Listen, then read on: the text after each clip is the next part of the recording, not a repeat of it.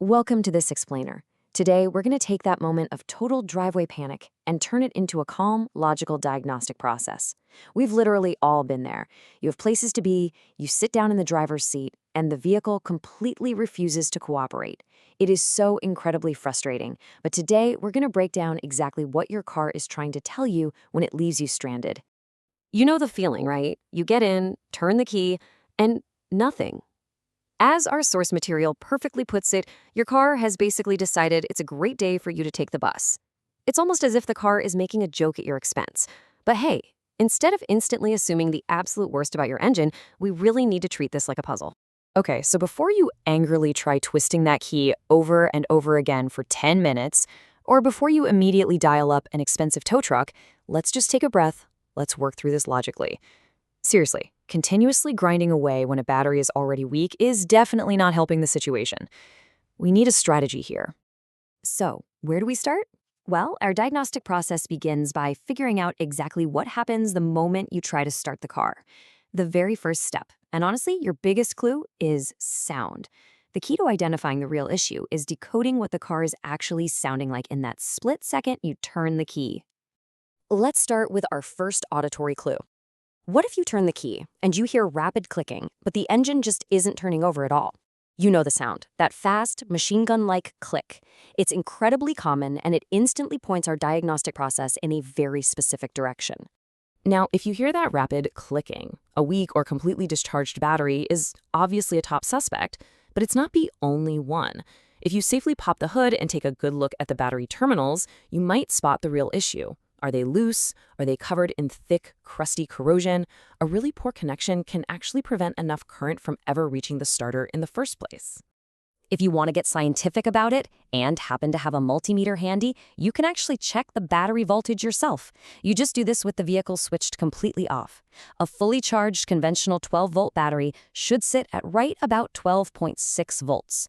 That gives you a perfect baseline reading. But here's a huge caveat. Voltage alone doesn't entirely prove that your battery is healthy. A battery can easily show a perfectly reasonable voltage reading on your multimeter, but still completely flatline under the massive, heavy load it takes to actually start an engine. It's an awesome starting point, but it's definitely not the whole story. So, new scenario.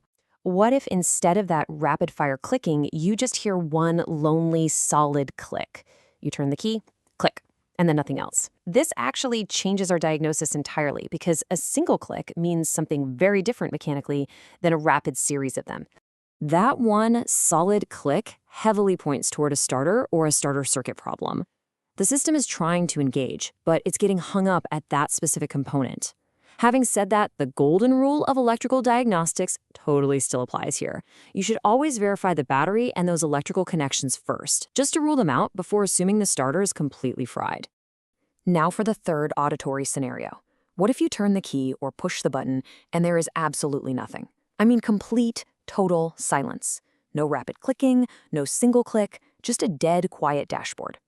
Honestly, this can feel the most terrifying, but it actually just points us down a completely different diagnostic path. When we hear complete silence, we branch into a different group of possibilities. Yes, it could absolutely still involve a completely dead battery or the starter circuit, but it also opens the door to other components. We could be looking at a faulty ignition switch, an issue with the gear position switch not recognizing the cars in park, or even the vehicle's immobilizer system literally locking you out.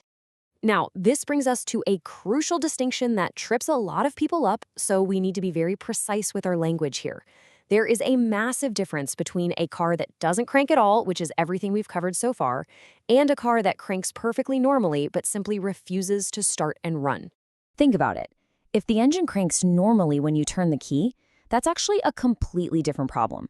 The starter is actively doing its job by turning the engine over, meaning you can largely rule the starter out. Instead, you need to investigate things required for the engine to actually run once it's spinning, like fuel delivery, the ignition system, or vital engine sensors. Okay, moving on.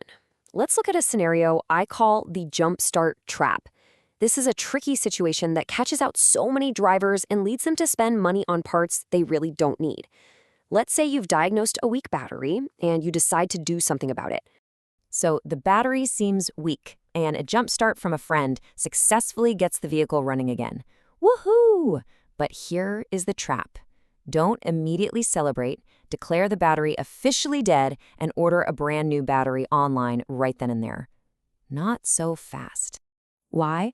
Because if the car starts with a jump, the battery could indeed be weak, sure. But the root of the problem might actually be your vehicle's charging system, specifically your alternator. The alternator is the component whose entire job is to keep your battery charged up while the engine is actually running.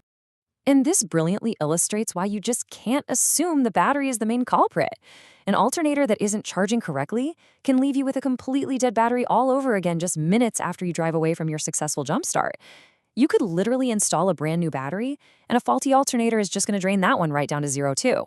So the crucial point is to always follow a smart, systematic approach rather than just guessing.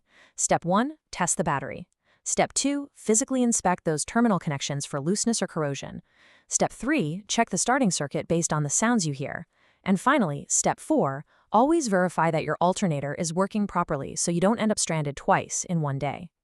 The biggest takeaway here is all about keeping a level head. Before you throw your hands up in despair and tell anyone who will listen that your engine is entirely dead, remember what we've covered today. You are now fully equipped to logically decode the exact clues your dashboard and your starter are giving you. So the next time your car tries to force you onto public transportation, take that deep breath.